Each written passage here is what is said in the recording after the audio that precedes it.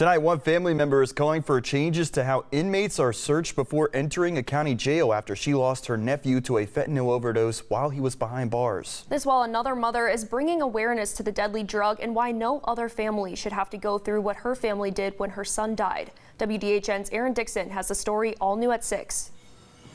Harrison Parker. Harrison was just a beautiful person. He wasn't just beautiful to look at. He was beautiful from within. He loved everybody. And Eric Hicks. His nickname was Easy. He was very easy to be around. You know, he kept you laughing and smiling. Two men who battled drug addiction and lost their lives this year to a fentanyl overdose. In each case, the victim was found to have fentanyl and xylazine, also known as tranq, an animal tranquilizer typically used on horses.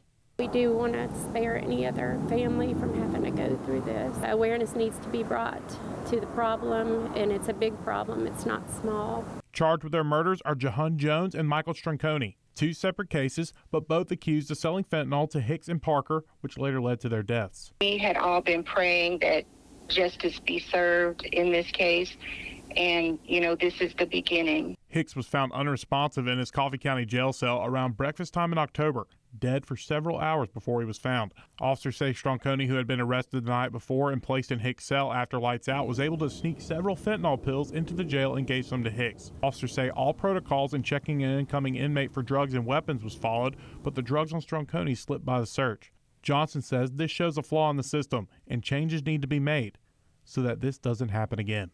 If you have a system in place to prevent something, but it allows that something to occur, then the system is broken. So it needs to be, you know, revamped and some additional training put in place. Parker died in September of this year after rescue crews found him inside an Enterprise home.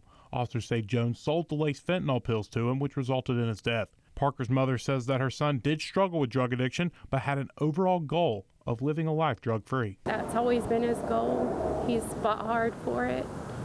He just couldn't seem to